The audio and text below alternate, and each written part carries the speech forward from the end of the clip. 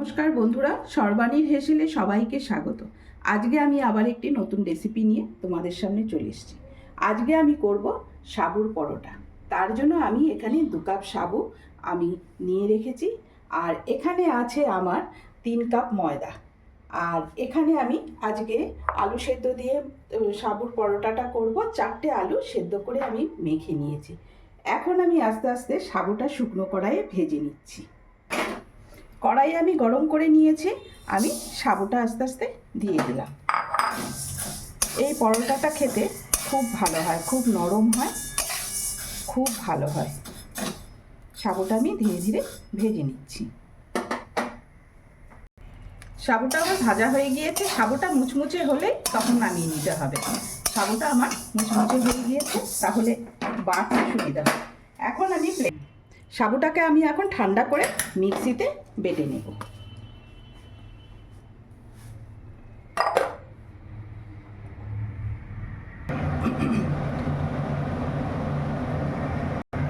আজকে আমি সাবুর পরোটার সাথে আলুর তরকারি করব। সাবুটা ঠান্ডা হতে হতে আমি আলুর তরকারিটা বসিয়ে দিলাম। আমি সোমবারে এখন আমি 1/2 চামচ ঘি দিয়ে দিলাম, মেথি দিয়ে দিলাম। আজকে আমি মেথি দিয়ে আলুর তরকারি করব। মেথি দিয়ে আমি বেশিক্ষণ রাখবো না, তাহলে পুড়ে যাবে। দিয়ে আমি আলুগুলো সেদ্ধ করে নিয়েছিলাম, আলুগুলো আমি চৌকো চৌকো করে কেটে দিলাম।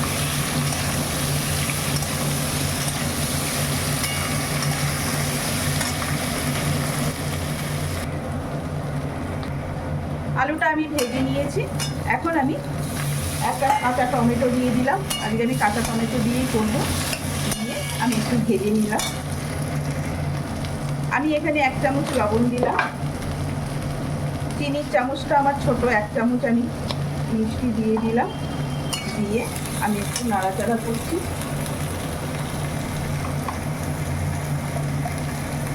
আমি 1/2 চামচ হলুদ দিয়ে দিলাম। দিয়ে আমি একটু জল দিয়ে দিলাম। এই আমার আলুর তরকারি। ময়দার মধ্যে আমি এই সাবুগুলো ভেজেছিলাম, গুঁড়ো করেছি। এই সাবুগুলো আমি দিয়ে দিলাম।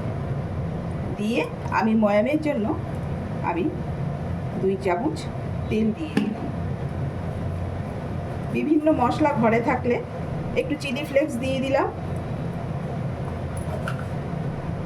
একটু জোয়ান দিয়ে দিলাম, ভাজা মৌরি দিয়ে দিলাম, ভাজা জিরের গুঁড়ো দিয়ে দিলাম। দিয়ে আমি ভালো করে একটু ময়ামটা দিয়ে দিচ্ছি। সেই সাথে আমি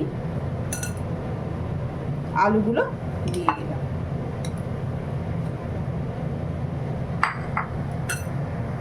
দিয়ে আমি একসাথে হালকা গরম জল দিয়ে আমি একসাথে মেখে নেব। এখানে আমি 1/2 চামচ নুন দিয়ে দিলাম, 1 চামচ চিনি দিয়ে দিলাম।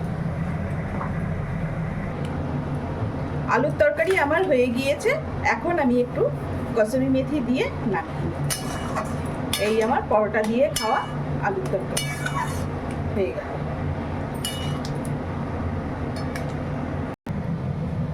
আমার এই ময়দাটা মাখা হয়ে গিয়েছে।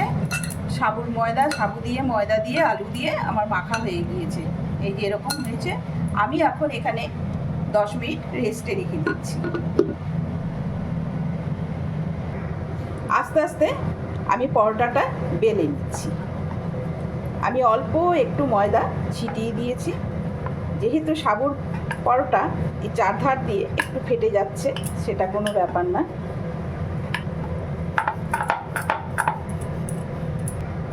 বেলাটা আমার এরকম হয়েছে, 4 ধার দিয়ে একটু হালকা ফাটবে।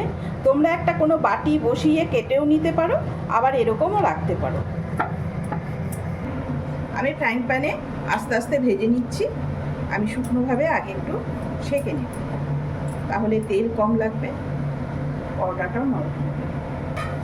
পরোটার দুপাশ আমি এইভাবে সেঁকে নিয়েছি। এইভাবে আমি সব পরোটা সেঁকে নেব।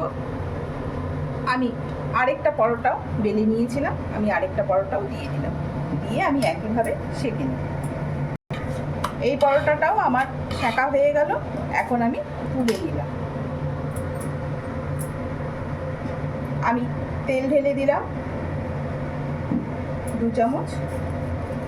তেল আমার গরম হয়েছে, পরোটাটা দিয়ে দিলাম। পরোটাটা ভালোই ফুলে উঠছে।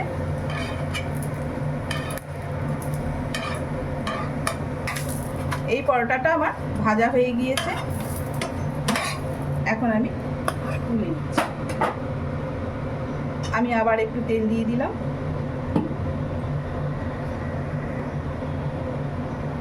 দিয়ে আমি এই পরোটাটাও দিয়ে দিলাম।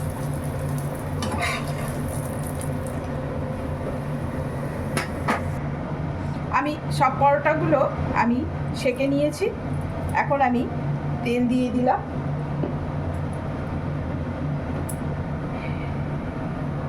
এই পরোটাটা আমি বাটি দিয়ে কেটে নিয়েছি, শেপটা দেখো সুন্দর হয়েছে।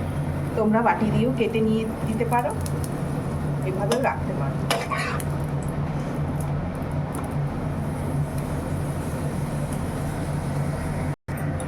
পরোটাটা আমার ভাজা হয়েছে, যে এইরকম ভাজা হয়েছে।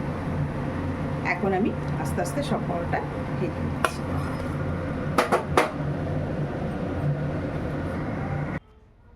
এই হলো আমার সাবুর পরোটা, তোমরা দেখে বলো কেমন হয়েছে।